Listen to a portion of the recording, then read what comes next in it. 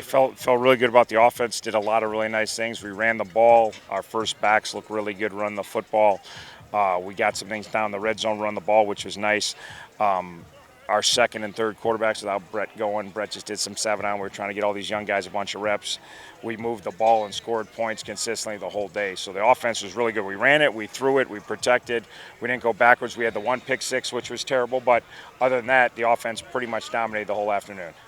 So Brett's okay. It's just a matter of rest and getting ready for. Yeah, and we want to have. He's played in a lot of games. This is, I mean, not exactly a game. We have officials. We got some fans. We're trying to get AV and Henry some more game-like than practice. So we did some 7-on-7 with Brett before we got going. But to let those guys get out here and just coaches on the sidelines, players on the sidelines, and have them have as much reps as they can under those conditions. Well, with the change in the quarterback depth chart, how do you feel about the progress of your quarterbacks between spring and now?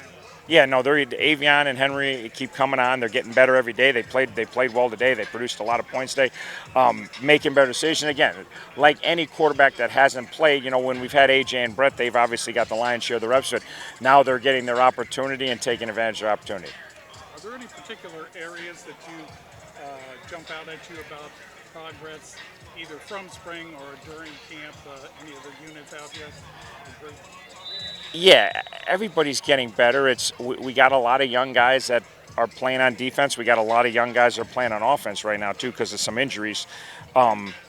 So those guys taking advantage of these, like they got to get out here, they got to play, they got to do it, they got to feel it, they got to make their mistakes, and they got to grow from it. So we've done a good job through spring. We've done a good job. We're getting better. We're not close to being a finished product. Defense is capable. You didn't see it today. That was garbage today, but they're capable. They played some good defense in this fall camp. Today wasn't their best day. We got to learn from it and get that consistency it's going to take to be really good when the season starts. Everybody is dealing with a lot of transfers and everything.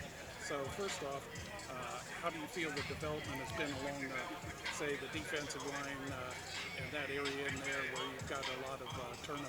Yeah, no, obviously we lost 4 great DNs. We got all our inside guys back, so inside we should be good. But our DNs, we got some young guys, and then we got a few transfers that, again, more than capable. They're one of the groups that's inconsistent right now of do they play the game the right way all the time? Do they do their job, or do we just run around like chickens with our head cut all the time? So they progressed. They're doing very well. We're very excited about them, but they got to keep – we need more practice, and then they're going to need game reps. Like today was good because they did some things today that they hadn't done in practice that weren't very good because they were trying to make some plays. So there's no discounting experience. You got to get experience. You got to get game experience to really understand how hard it is to play Division I football.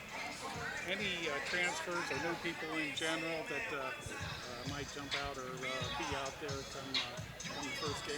Yeah, Miles Marshall on offense is receiver from Indiana is doing very well. Brent Brecky, offensive lineman, is going to be involved. Whether he's starting or not, he's going to definitely be involved. Today, Jordan Brunson did a nice job at tailback. He had his best day by far today at tailback. Defensively, Brian Ugu and Corey Suttle at defensive end will definitely be involved in what we're doing. Yassine McKee at corner will definitely be involved with doing. Nolan Johnson will be involved at corner with what we're doing. Michael Dowell at safety nickel will be. So there's a number of them. We're all going through this. There'll be a number of guys. Starting key backups, ST, those guys will all be heavily involved in what we're doing. Everybody I talk to around the MAC, the coaches are always saying, well, we need to be able to run the ball. Yeah. And in your case, you've got a pretty deep stable of running backs, that have got experience over time, let alone anybody new.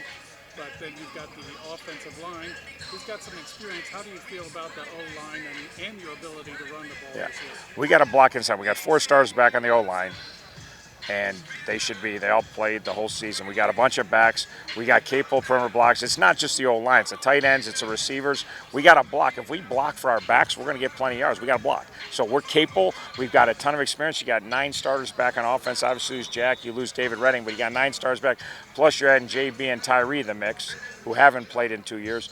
We're more than capable. If our backs have room, they're good players.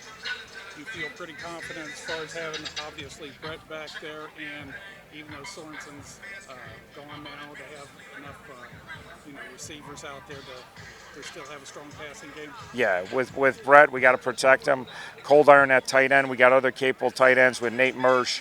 We got Jay Walk. We got Hip. We got Miles Marsh. We got Kevin Davis. We got a lot of guys that can run and catch the ball. So we'd love to have Sorensen back. But there's a whole slew of guys that have proven good players that have caught many passes. And with Brett, if we protect them, we'll throw the ball very well.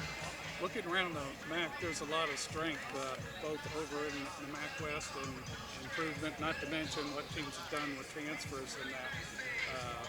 Most years it seems like whoever can win the close games and that, like Northern Illinois last year, they win a lot of close games, they end up winning it all. You anticipate a lot of close games and everything again this year in order to win? Yeah, it's pretty much every year. 19, we won the close ones. In 20, Ball State won all the close ones. 21, Northern won all the close ones. There's going to be a ton of close ones. We lost 3 games by 3 points. We're 5-3. We're 3 points from being 8. So you got to find ways to win those close games, and you're going to play a lot of them. You remember the ones you don't win. We also won the close game against Ball State. But you're going to play a lot of close ones. You got to play well in the fourth quarter and find a way to make plays. Last thing, how do you feel about special teams this year? Really good. Our kickers, obviously with Grant coming back, doing the place kicking and doing the kickoffs, Dom doing the punting, Beatty's back as a long snapper. Our specs have been really good. We have good depth with Henry Beckett. We have good depth with Zobin kicking. We got good depth with Bevelheim with punt. So we got a really good group of five kicker punters. And they were good a year ago, and they're all back and should be improved. So it's been really good in camp. We've been kicking not only kickoffs, but even extra points, field goals have been lights out.